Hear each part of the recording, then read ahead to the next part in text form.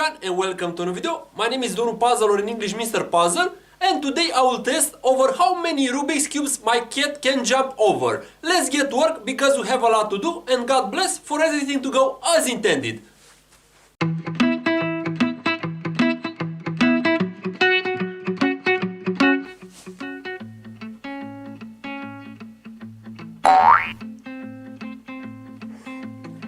Row number 2.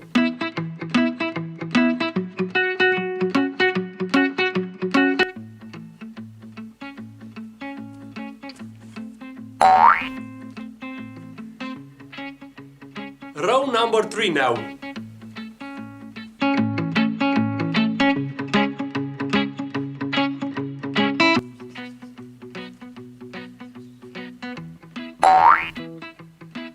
Good job, Poof. Okay, now row number 4. Okay, prepare Poof. Poof is my cat's name.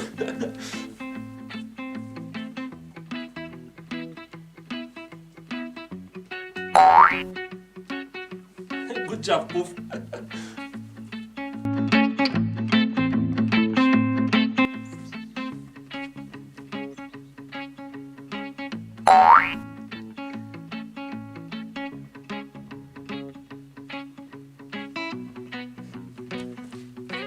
Now row number 5. Poof is doing such a great job. Look at her, how cute she is.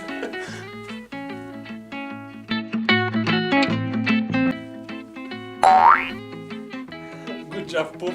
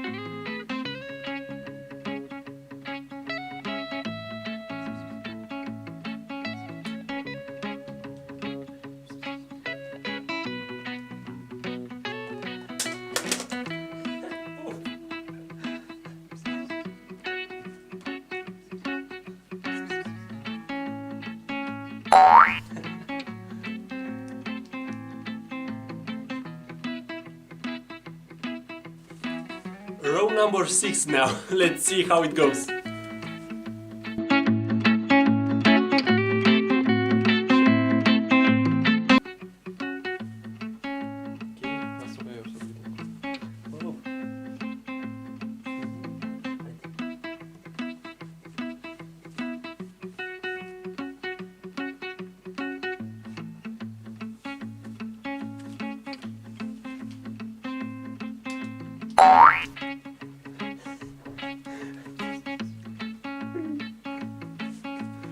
Row number 6, it went really well. Now let's go for row number 7.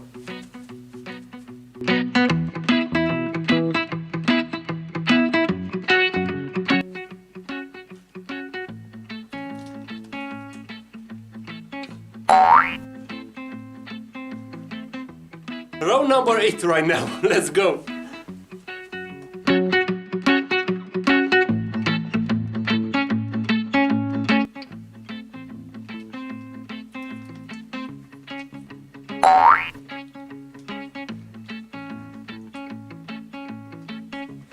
Row number 9 right now.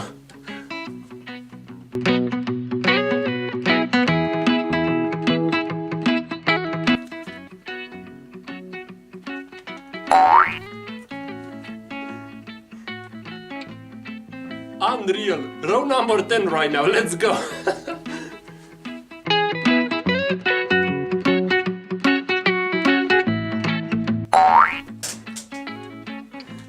Good job, Poof. Row number 10, it seems like she made 2 cubes fall off, so let's go for the row number 11. Let's see how it goes.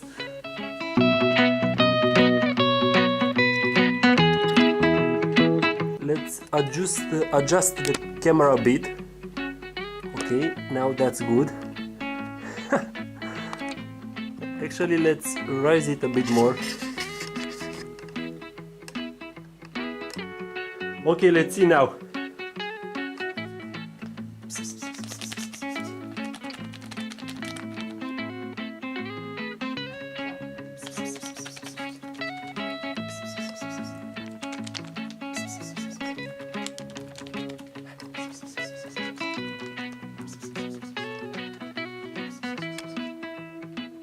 Oh.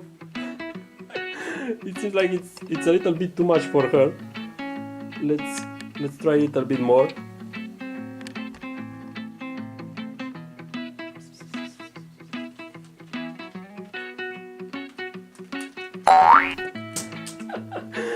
Good job. Okay, that was unbelievable. Let's go for row number 12. I think it will be the last one because now it was really close for the wall to fall off. Let's go.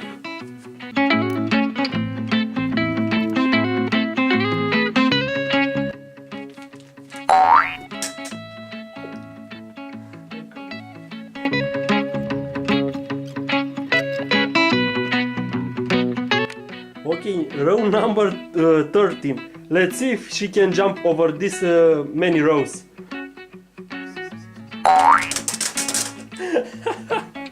Good job, Poof, good job. Take your treat. Good job.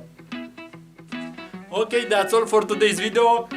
This is Poof, my adorable cat. Look at her, how beautiful she is. Look at her, so beautiful.